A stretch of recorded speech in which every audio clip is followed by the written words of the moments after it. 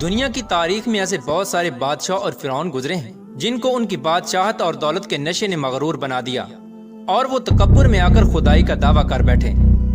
یہ بدبخت لوگ اپنی بے شمار مال و دولت اور بادشاہت کے نشے میں بدمست ہو کر اللہ تبارک و تعالیٰ کی وحدانیت کو للکارنے لگے اور معاذ اللہ خدائی کا دعویٰ کر بیٹھے۔ اس کے باوجود بھی اللہ تبارک و تعالیٰ نے ان کی طرف بے شمار انبیاء کرام کو مبعوث فرمایا اور ان کو ہدایت کی طرف بلایا، لیکن یہ بدبخت لوگ اپنی سرکشی اور انا پر اڑے رہے اور اللہ تبارک و تعالیٰ کی وحدانیت کا انکار کرتے رہے۔ پھر جب یہ لوگ قابل ہدایت نہ رہے تو اللہ تبارک و تعالیٰ نے ان بدبخت لوگوں کو عبرت کا نشان بنایا اور ان لوگوں کو تباہ و برباد کر کے رکھ دیا اور ان لوگوں کے نام و نشان کو صفحہ ہستی سے مٹا دیا۔ اللہ تبارک و تعالیٰ نے ان جھوٹے خدائی کے دعوے داروں کو ایسی عبرت ناک موت دی کہ آج بھی لوگ ان سے عبرت حاصل کرتے ہیں۔ پیارا دوستو، خدائی کا دعویٰ کرنے والے بدبختوں میں سے ایک بدبخت شداد بھی تھا جس نے اللہ تبارک و تعالیٰ کی وحدانیت کو للکارا اور سرکش اور نافرمان ہو گیا۔ پیارا دوستو، شداد کون تھا اور کس طرح اس نے اللہ تبارک و تعالیٰ کی نافرمانی کی اور خدائی کا دعویٰ کیا، اور کس طرح اس نے دنیا میں اپنی جنت تیار کی اور اس کی بنائی جانے والی جنت کتنے سالوں میں تیار ہوئی، اور پھر اللہ تبارک و تعالیٰ نے اس بدبخت کو کس طرح دنیا کے لیے عبرت کا نشان بنایا اور اس بدبخت کا انجام کیا ہوا، اور پھر کس طرح ملک الموت علیہ السلام نے دردناک طریقے سے اس کی روح قبض کی۔ پیارے دوستو، ان تمام تر سوالات کے جوابات قرآن و حدیث کی روشنی میں آج کی اس ویڈیو میں ہم آپ کو بتائیں گے، لہٰذا آپ سے گزارش ہے کہ ہماری اس ویڈیو کو اینڈ تک ضرور دیکھیے گا۔ پیارا دوستو، شداد اس قوم کی نسل میں سے تھا جو دنیا کے سب سے طاقتور ترین قوم تھی، جس کو قوم عاد کہا جاتا ہے۔ اس قوم کے بارے میں اللہ تبارک و تعالیٰ قرآن پاک میں ارشاد فرماتا ہے کہ ان کے جیسی قوم نہ اللہ تبارک و تعالیٰ نے ان سے پہلے پیدا کی اور نہ ہی ان کے بعد کسی قوم کو پیدا کیا۔ قوم عاد احقاف کے اندر آباد تھی۔ احقاف ایسی جگہ تھی جہاں ریت کے بہت ہی بلند و بالا ٹیلے تھے، اور احقاف کا یہ علاقہ یمن اور عمان کے درمیان بکھرا ہوا تھا۔ اس علاقے کے اندر قوم عاد 8,500 سال پہلے آباد تھی۔ اس قوم پر اللہ تبارک و تعالیٰ کا یہ خاص کرم تھا کہ اللہ تبارک و تعالیٰ نے اس قوم کو دنیا کی سب سے طاقتور قوم بنایا تھا۔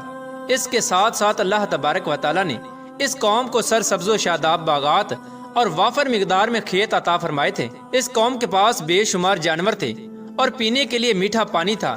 اس کے علاوہ بھی اللہ تبارک و تعالیٰ نے اس قوم کو بے شمار نعمتوں سے نوازا تھا۔ چنانچہ اس قدر مال و دولت اور نعمتوں کی فراوانی کی وجہ سے یہ قوم بھٹک گئی اور اللہ تبارک و تعالیٰ کی نافرمان قوم ہو گئی اور یہ باغی ہو گئے۔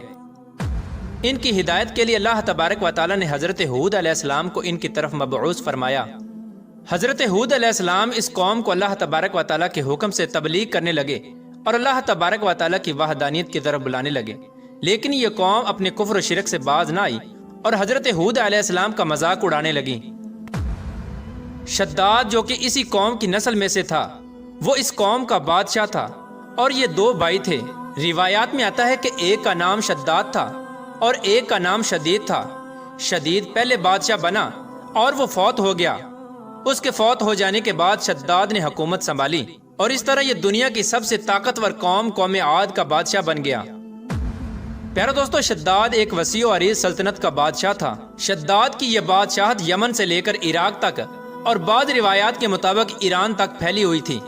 شداد نے اپنی طاقت کے زور پر بڑے بڑے بادشاہوں کو اپنے زیر کر لیا تھا۔ چنانچہ اس بدبخت کو حضرت ہود علیہ السلام نے سمجھانے کی بہت کوشش کی، لیکن اس کا دل بھی بند تھا۔ چنانچہ جب حضرت ہود علیہ السلام نے شداد کو اللہ تبارک و تعالیٰ کی وحدانیت کی طرف بلایا اور ایک خدا کی عبادت کرنے کا حکم دیا، تو اس وقت شداد اور حضرت ہود علیہ السلام کے درمیان ایک زبردست مکالمہ ہوا، جس کے نتیجے میں شداد نے حضرت ہود علیہ السلام سے پوچھا کہ اگر میں اللہ تبارک و تعالیٰ پر ایمان لے آؤں تو مجھے کیا حاصل ہوگا؟ تو اس وقت حضرت ہود علیہ السلام نے شداد سے فرمایا کہ تم پر جنت حلال ہو جائے گی۔ جنت کا نام سنتے ہی شداد حضرت ہود علیہ السلام سے پوچھنے لگا کہ یہ جنت کیا ہے؟ تو حضرت ہود علیہ السلام نے شداد کو جنت کا نقشہ بتایا اور جنت کی نعمتوں کے بارے میں شداد کو بتایا۔ حضرت ہود علیہ السلام کی یہ بات سن کر شداد مسکرانے لگا اور حضرت ہود علیہ السلام کو دیکھ کر کہنے لگا کہ یہ کون سی بڑی بات ہے، ایسی جنت تو میں بھی تیار کر سکتا ہوں۔ حضرت ہود علیہ السلام نے شداد کو اس کے اس کفر و شرک سے روکنے کی بہت کوشش کی، لیکن یہ بدبخت باز نہ آیا۔ چنانچہ اس وقت شداد نے اپنی سلطنت کے بہت بڑے بڑے کاریگروں کو اکٹھا کیا اور احقاف میں ارم کے مقام پر 20 کوس لمبی اور چوڑی جنت بنانے کا کام شروع کروا دیا۔ چنانچہ شداد کی تیار ہونے والی اس جنت میں سونے اور چاندی کی اینٹیں لگائی گئیں اور جواہرات بھی لٹکائے گئے۔ اس بدبخت شداد نے اپنی اس بنائی جانے والی جنت میں شہد، دودھ اور پانی کی نہریں بھی رواں کر دیں اور دنیا جہان کے خوبصورت درخت، پودے اور پھول بھی لگوا دیے اور اس جنت کو طرح طرح کے جواہرات سے مزین کر دیا۔ قوم عاد چونکہ پہلے ہی بلند و بالا پہاڑوں کو تراش کر محلات بنانے کے اندر ماہر تھی اور شداد کی سلطنت میں تو یہ فن عروج پر تھا، چنانچہ ریت کے ان بلند و بالا ٹیلوں پر بہت بڑے بڑے ستون کھڑے کر دیے گئے اور ان بلند ستونوں پر بڑی بڑی سونے اور چاندی کی عمارتیں بنا دی گئیں۔ شداد نے یہ فیصلہ کیا تھا کہ جب تک اس کی بنائی جانے والی جنت تیار نہ ہوگی اس وقت تک وہ اپنی جنت کے اندر قدم نہیں رکھے گا۔ چنانچہ شداد کے حکم کے مطابق جنت تیار ہونے لگی اور شداد اپنے محل کے اندر بے صبری کے ساتھ جنت کا کام مکمل ہونے کا انتظار کرنے لگا۔ شداد کی اس جنت کو تیار ہونے میں 12 سال لگے۔ 12 سال کے اندر جب یہ جنت مکمل تیار ہو گئی اور اس کو طرح طرح کے ہیرے جواہرات سے مزین کر دیا گیا اور طرح طرح کی خوبصورتی سے مزین کر دیا گیا، تو اس وقت شداد کو اس کی جنت کے تیار ہونے کا پیغام پہنچا دیا گیا۔ چنانچہ شداد جنت کے تیار ہونے کا پیغام سنتے ہی بہت خوش ہوا اور شداد اپنی جنت کو دیکھنے کے لیے اپنی فوج کو ساتھ لے کر جنت کی طرف نکل پڑا۔ چنانچہ شداد ابھی جنت کے دروازے پر پہنچا ہی تھا کہ اس نے اپنے سامنے ایک شخص کو کھڑا دیکھا۔ شداد اس شخص کو دیکھتے ہی پہچان گیا اور اپنے حواریوں سے کہنے لگا کہ یہ شخص مجھے جنت میں داخل نہیں ہونے دے گا۔ تو اس وقت شداد کے حواریوں نے شداد سے پوچھا کہ یہ شخص کون ہے اور یہ جنت میں کیوں نہیں داخل ہونے دے گا؟ تو اس وقت شداد نے اپنے حواریوں سے کہا کہ یہ ملک الموت علیہ السلام ہیں جو کہ میری روح قبض کرنے کے لیے آئے ہیں اور یہ مجھے جنت میں داخل نہیں ہونے دیں گے۔ اس وقت شداد بدبخت ملک الموت علیہ السلام سے عرض کرنے لگا کہ مجھے صرف اپنی جنت میں قدم رکھنے کی مہلت دے دی جائے، لیکن اللہ تبارک و تعالیٰ کی طرف سے مقررہ فرشتے نے جواب دیا کہ مجھے اللہ تبارک و تعالیٰ کی طرف سے حکم ہے کہ میں تجھے تمہاری جنت کے اندر قدم نہ رکھنے دوں۔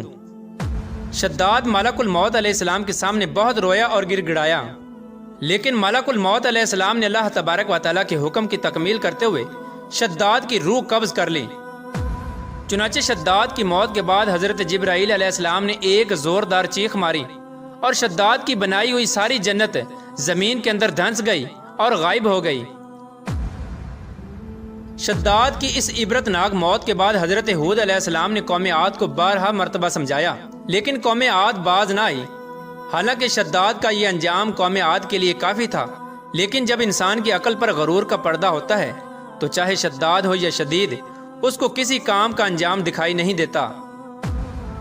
حضرت ہود علیہ السلام نے قوم عاد کو شداد کا انجام بتا بتا کر ڈرانے کی کوشش کی، لیکن قوم عاد باز نہ آئی اور اسی طرح اللہ تبارک و تعالیٰ کی نافرمانیاں کرتی رہی، یہاں تک کہ حضرت ہود علیہ السلام مایوس ہو گئے۔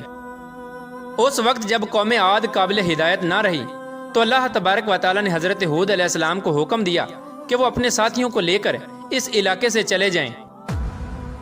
اللہ تبارک و تعالیٰ کے یہ حکم پاتے ہی حضرت ہود علیہ السلام نے اس وقت آخری مرتبہ اپنی قوم کو سمجھانے کی کوشش کی، لیکن وہ لوگ پھر بھی باز نہ آئے، تو حضرت ہود علیہ السلام اپنے ساتھیوں کو لے کر اس علاقے سے روانہ ہو گئے۔ چنانچہ ان کے جانے کے بعد اللہ تبارک و تعالیٰ نے قوم عاد پر خوفناک آندیاں مسلط کر دیں۔ اللہ تبارک و تعالیٰ کی طرف سے آنے والی وہ خوفناک آندیاں اور طوفان 7 راتیں اور 8 دن تک چلتی رہیں، یہاں تک کہ وہ پوری قوم اپنے بلند ستونوں اور سونے اور چاندی کی عمارتوں سمیت زمین کے اندر دنسا دیے گئے اور غرق کر دیے گئے۔ اور اللہ تبارک و تعالیٰ نے اس قوم پر اس قدر دردناک عذاب نازل فرمایا کہ اس قوم کا نام و نشان تک نہ رہا۔